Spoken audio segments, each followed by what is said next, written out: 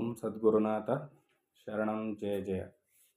ಓಂ ಸಚ್ಚಿದಾನಂದ ಶರಣಂ ಜಯ ಜಯ. ಎಲ್ಲರಿಗೂ ನನ್ನ ನಮಸ್ಕಾರಗಳು. ಯೋಗ ವಾಸಿಷ್ಠ ನಿರ್ವಾಣ ಪ್ರಕರಣ. ವಸಿಷ್ಠರು ಶ್ರೀರಾಮಚಂದ್ರನಿಗೆ ಜಗತ್ತನ ಕುರಿತಾಗಿ, ಪರಮಾತ್ಮನ ಕುರಿತಾಗಿ ಹೇಳ್ತಾ ಇದ್ರು. ತನ್ನಲ್ಲಿ ತಾನಾಗಿ ಶಾಂತವಾಗಿರುವ ಚಿತ್ತು ಚಮತ್ಕಾರ ಮಾಡುವುದು. ಚಿತ್ತಿನಲ್ಲಿ ನಡೆಯುವ ಚಿದ್ವ್ಯಾಪಾರವೇ ಸಂಸಾರವಾಗುವುದು. ಆ ವ್ಯಾಪಾರ ಇಲ್ಲದಿರುವಿಕೆಯೇ ಮೋಕ್ಷ ಅನ್ನಿಸ್ಕೊಳ್ಳೋದು ಅಂತ ಹೇಳ್ತಾ ಇದ್ರು. ಮುಂದುವರೆದು ಹೇಳ್ತಾರೆ, ಚಿತ್ತಿನ ವ್ಯಾಪಾರವನ್ನು ಪ್ರಶಮನ ಮಾಡುವುದರಿಂದ ಈ ಸಂಸಾರವು ಪ್ರಶಾಂತವಾಗುವುದು. ಇದೇ ಬಂದಿರೋದು, ಇದೇ ಸಾಧನೆ. ಚಿತ್ತಿನಲ್ಲಿ ನಡೆಯುವ ವ್ಯಾಪಾರವನ್ನು ಪ್ರಶಮನ ಮಾಡುವುದು, ತಡೆದು ನಿಲ್ಲಿಸುವುದು. ಹೇಗೆ ಸ್ವಾಮಿ ತಡೆದು ನಿಲ್ಲಿಸೋದು, ಹೇಗೆ ನಿಲ್ಲಿಸೋದು ಅಂತ ಎಲ್ಲರಿಗೂ ಗೊಂದಲ. ಯಾಕಂದರೆ ಗೊತ್ತಿರೋದಿಲ್ಲ. ಈ ರಹಸ್ಯವನ್ನು ಹಲವಾರು ರೀತಿಯಲ್ಲಿ ಒಗಟಿನ ರೂಪದಲ್ಲಿಯೋ ಕಥೆಗಳ ರೂಪದಲ್ಲಿಯೋ ಜ್ಞಾನಿಗಳು ತಿಳಿಸೇ ಇರ್ತಾರೆ. ಎಲ್ಲಿ ಯಾವುದೇ ಕಾರಣಕ್ಕೂ ತಿಳಿಸ್ದೆ ಯಾರೂ ಹೋಗಿರೋದಿಲ್ಲ. ಅದು ತಿಳಿಸ್ಕೊಟ್ಟಿರ್ತಾರೆ. ಆದರೆ ನಮಗೆ ಸಿಕ್ಕಿರೋದಿಲ್ಲ, ಅದು ನಮಗೆ ದೊರೆತಿರೋದಿಲ್ಲ. ಇದರಿಂದಾಗಿ ಎಲ್ಲರಿಗೂ ಗೊಂದಲ.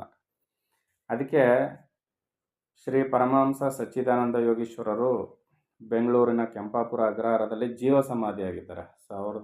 1957ನೇ ಇಸ್ವಿಯಲ್ಲಿ ಜೀವ ಸಮಾಧಿಯನ್ನು ಹೊಂದಿದ್ದಾರೆ ಅವರು ಜೀವ ಬ್ರಹ್ಮೈಕ್ಯ ರಾಜಯೋಗ ಸಾರಾಮೃತವು ಅನ್ನುವ 2 ಗ್ರಂಥಗಳನ್ನ ಬರೆದಿದ್ದಾರೆ. ಕನ್ನಡದಲ್ಲಿ, ಇಂಗ್ಲೀಷ್ನಲ್ಲಿ, ತೆಲುಗು ಮತ್ತು ತಮಿಳು 4 ಭಾಷೆಗಳಲ್ಲಿ ಲಭ್ಯವಿದೆ ಗ್ರಂಥಗಳು. ಅದರಲ್ಲೆಲ್ಲ ಹೇಳಿರ್ತಕ್ಕಂಥದ್ದೆಲ್ಲ ಬರೀ ಇದೇ ವಿಚಾರ. ಮನಸ್ಸನ್ನು ಲಯ ಮಾಡುವುದು ಹೇಗೆ, ಮುಕ್ತಿಯನ್ನು ಪಡೆಯುವುದು ಹೇಗೆ, ಸಂಸಾರ ಪ್ರಾಪ್ತಿಯಿಂದ ಏನಾಗುತ್ತೆ, ಸಂಸಾರ ಇಲ್ಲವಾಗಬೇಕಾದ್ರೆ ಏನು ಮಾಡಬೇಕು, ಇದಕ್ಕೆ ಬೇಕಾದ ನಿಖರವಾದ, ಸರಿಯಾದ, ನಿರ್ದಿಷ್ಟವಾದ ಸಾಧನೆ ಯಾವುದು, ಉತ್ಕೃಷ್ಟವಾದ ಸಾಧನೆ ಯಾವುದು ಅನ್ನೋದನ್ನು ಕಂಡುಹಿಡಿದು ಆ ಸಾಧನೆಯನ್ನು ಬಹಳ ವಿಸ್ತಾರವಾಗಿ, ಸವಿಸ್ತಾರವಾಗಿ ತಿಳಿಸ್ಕೊಟ್ಟಿದ್ದಾರೆ. ಅದನ್ನು ನಾವು ಚೆನ್ನಾಗಿ ಅಭ್ಯಾಸ ಮಾಡಬೇಕು. ನಾವೆಲ್ಲ ಏನು ಮಾಡ್ತೀವಿ ಅಂದರೆ, ಇರಲಿ ಪೂರ್ವದಿಂದಲೂ ನಡ್ಕೊಂಡು ಬಂದಿರೋದು ನಮ್ಮ ಶಕ್ತಿ ಅನುಸಾರವಾಗಿ ಆ ಕೆಲಸಗಳನ್ನ, ಪೂಜೆ ಪುನಸ್ಕಾರಗಳನ್ನ ಮಾಡ್ತೀವಿ. ಅದರ ಫಲವಾಗಿ ಆದರೂ ನಾವು ಮುಂದಿನ ಹೆಜ್ಜೆಯನ್ನು ಎತ್ತಿಡಬೇಕು. ಇಲ್ಲಿ ಏನು ಮಾಡ್ತೀವಿ ಅಂದರೆ, ನಾವು ಸರಿಯಾಗಿ ತಿಳಿದಿಲ್ಲದೆ ಇರೋದ್ರಿಂದ ನಾವೇನು ಮಾಡ್ತೀವಿ, ಬರೋರ್ನು ಎದುರಿಸ್ಬಿಡ್ತೀವಿ. ಇಲ್ವಾ, ನಮಗೂ ಧೈರ್ಯ ಇರೋದಿಲ್ಲ. ಯಾಕೆ ಧೈರ್ಯ ಇರೋದಿಲ್ಲ ಅಂದರೆ, ಆ ಸಾಧನೆಯನ್ನು ನಾವು ಮಾಡಿ ಅನುಭವ ಇರೋದಿಲ್ಲ. ಆ ಸಾಧನೆಯನ್ನು ಮಾಡಬೇಕಾದ್ರೆ ಏನಾಗುತ್ತೆ, ಎಷ್ಟು ಕಾಲ ಮಾಡಬೇಕು, ಯಾವ ರೀತಿಯಲ್ಲಿ ಮಾಡಬೇಕು, ಅದರಿಂದ ಆಗೋ ಪರಿಣಾಮ ಏನು, ಈ ಅನುಭವಗಳನ್ನ ತಂದುಕೊಂಡು ನಾವೇನು ಮಾಡಬೇಕು, ಅಭ್ಯಾಸಕರಿಗೆ ಹೇಳ್ಕೊಡ್ಬೇಕು.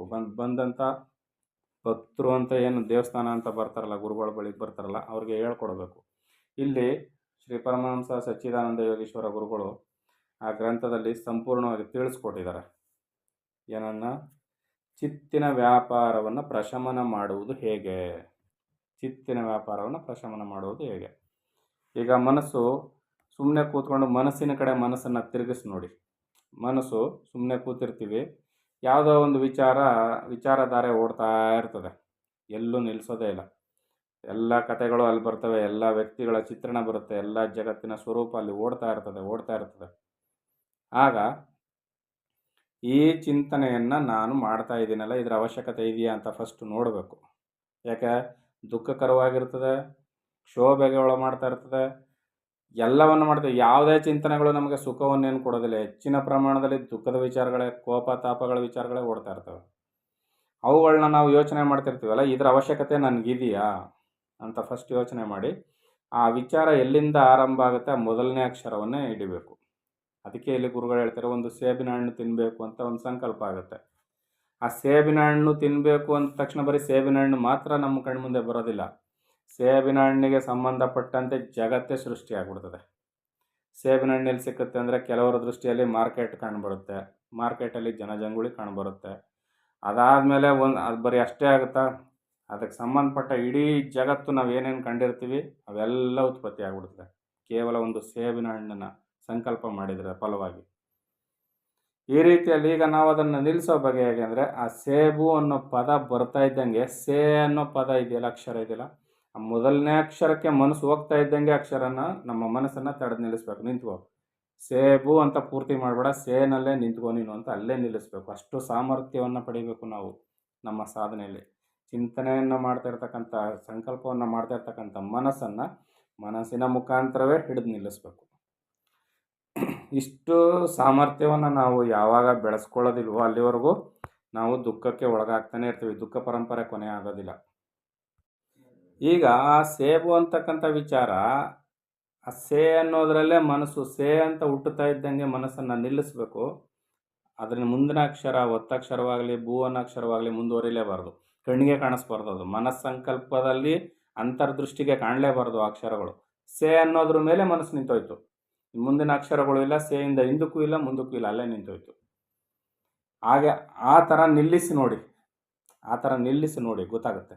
ಹಾಗೇನಾಗುತ್ತೆ, ಮನಸ್ಸು ಅತ್ತಿತ್ತ ಕದಲಕ್ಕೆ ಯಾವಾಗ ನಾವು ಅವಕಾಶ ಕೊಡೋದಿಲ್ವೋ ನಮ್ಮನ್ನು ಹುಚ್ಚರನ್ನಾಗಿ ಮಾಡಿಬಿಡುತ್ತೆ. ಯಾರಿಗೆ ಬೇಕು ಈ ಸಾಧನೆ, ಯಾರಿಗೆ ಬೇಕು ಈ ವಿಚಾರ ಅಂದ್ಬಿಟ್ಟು ಎದ್ದು ಓಡಿಸ್ಬಿಡ್ತದೆ ನಮ್ಮನ್ನ. ದೊಡ್ಡ ಹುಚ್ಚರಂದ್ರೆ ಹುಚ್ಚರಾಗ್ಬಿಡ್ತೀವಿ. ಎಷ್ಟು ಹಿಂಸೆ ಆಗುತ್ತೆ ಅಂದರೆ, ಯಾರೋ ಕಟ್ಟಾಕೊಂಡು ಚಚ್ತಾ ಇದ್ದಾರೇನೋ ನಮ್ಮನ್ನು, ಆ ರೀತಿಯಲ್ಲಿ ಟಾರ್ಚರ್ ಮಾಡಿಬಿಡ್ತದೆ ಅದು. ಯಾವಾಗ ಆ ವಿಚಾರಧಾರೆಯನ್ನು ಮುಂದುವರಿಸ್ಕೊಂಡು ಹೋಗ್ತಾ ಇರ್ತಕ್ಕಂಥ ಮನಸ್ಸನ್ನು ತಡೆದು ನಿಲ್ಲಿಸುವ ಪ್ರಯತ್ನವನ್ನು ಮಾಡಿದಾಗ. ಮತ್ತೀಗ ಅದನ್ನು ನಿಲ್ಲಿಸೋ ಬಗೆ ಹೇಗೆ?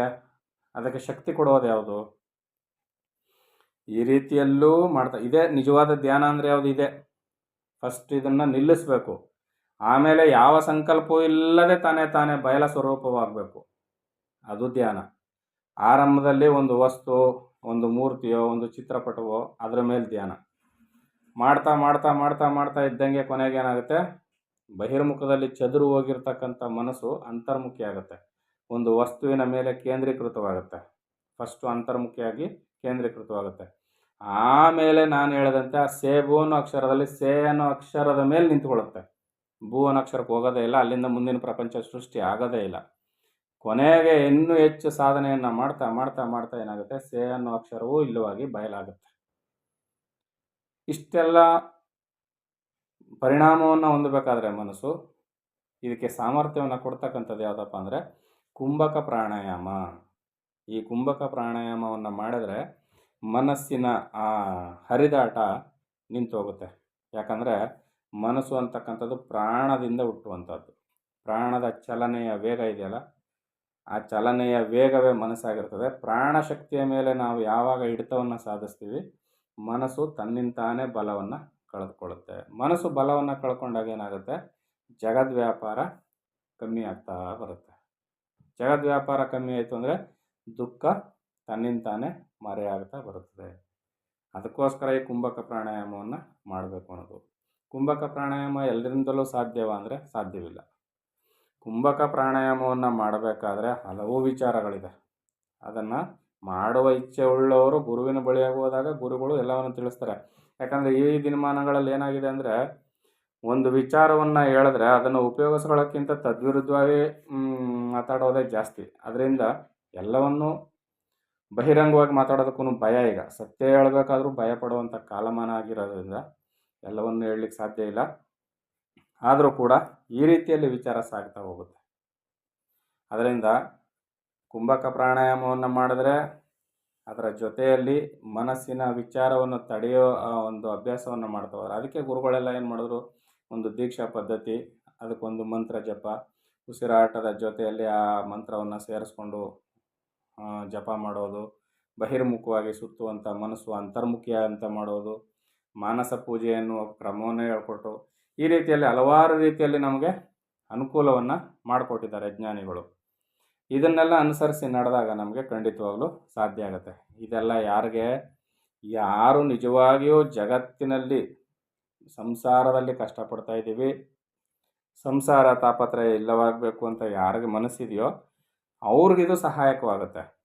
ಇಂಥದ್ದೊಂದು ಇದೆ ಅಂತಲೇ ಗೊತ್ತಿಲ್ಲದೆ ಇದ್ದವ್ರಿಗೆ ಇದು ಏನೂ ಪ್ರಯೋಜನಕ್ಕೆ ಬರೋದಿಲ್ಲ. ತಿಳಿದವರು ತಿಳಿಸ್ಕೊಟ್ಟು ಅವ್ರ ದುಃಖ ನಿವಾರಣೆಯನ್ನು ಮಾಡೋದರಲ್ಲಿ ಬಹಳ ಅವ್ರ ಪಾತ್ರ ದೊಡ್ಡದು. ಯಾರು ತಿಳಿದವ್ರ ಪಾತ್ರ ಬಹಳ ದೊಡ್ಡದು. ಸರಿಯಾಗಿ ತಿಳಿಸ್ಕೊಡ್ಬೇಕು. ಒಂದು ಸಲ ಎರಡು ಸಲ ತಿಳಿಸ್ಕೊಟ್ರೆ ಸಾಧ್ಯವಾಗಿಲ್ಲ. ಮೇಲಿಂದ ಮೇಲೆ ಅವ್ರಿಗೆ ಸರಿಯಾದ ರೀತಿಯಲ್ಲಿ ತಿಳಿಸ್ಕೊಡ್ಬೇಕು. ಪ್ರೀತಿಯಿಂದ ತಿಳಿಸ್ಕೊಡ್ಬೇಕು. ಒತ್ತಿ ತಿಳಿಸ್ಕೊಡ್ಬೇಕು. ಮತ್ತು ಅವರು ಕೂಡ ಅದೇ ರೀತಿಯಲ್ಲಿ ಸಾಧನೆಯನ್ನು ಮಾಡ್ತಾ ಮುನ್ನುಗ್ತಾ ಇರಬೇಕು. ಇಲ್ಲಿ ನಮಗೆಲ್ಲ ಯಾವ ರೀತಿ ಮನಸ್ಥಿತಿ ಇರ್ತದೆ, ತಿಳಿದವರು ಅಂದ್ಕೊಂಡವ್ರಿಗೆ ಕೆಲವ್ರಿಗೆ ಏನಾಗ್ಬಿಡ್ತದೆ ಅಂದರೆ, ಯಾಕೆ ಇವ್ರಿಗೆ ಇಷ್ಟೊಂದು ಪರಿಶ್ರಮ ಪಡಬೇಕು ಅನ್ನೋ ಒಂದು ಇದು ಬಂದ್ಬಿಡ್ತದೆ. ಆದರೆ ಅವರು ಹೇಳಿದ್ದನ್ನು ಕೇಳೋಷ್ಟು ಸಾಮರ್ಥ್ಯ ಅವ್ರಿಗೆ ಇದ್ದಿದ್ರೆ ಅವರಿಂದ ದೋಷಗಳು ಬರ್ತಾ ಇರಲಿಲ್ಲ. ದೋಷ ಬರ್ತಾ ಇದೆ ಅಂದರೆ ಅವ್ರಿಗೆ ಇನ್ನೂ ಸಾಮರ್ಥ್ಯ ಸಾಲದು ಅಂತ. ಅದರಿಂದ ತಿಳಿದವರು ಅವರೇ ಶ್ರಮವನ್ನು ವಹಿಸಿ ಎಷ್ಟಾದರೂ ಪರವಾಗಿಲ್ಲ, ಅವರನ್ನು ಇವರು ನನ್ನ ಹಂತಕ್ಕೆ ಇವರೂ ಬರಬೇಕು ಅನ್ನೋ ಒಂದು ಮನಸ್ಸಿಟ್ಟುಕೊಂಡೇ ಕಲಿಸ್ಬೇಕು. ಇದೇ ನಿಜವಾಗಿಯೂ ಒಬ್ಬರು ಇನ್ನೊಬ್ಬರಿಗೆ ಮಾಡ್ತಕ್ಕಂಥ ಪರಮ ಉಪಕಾರ.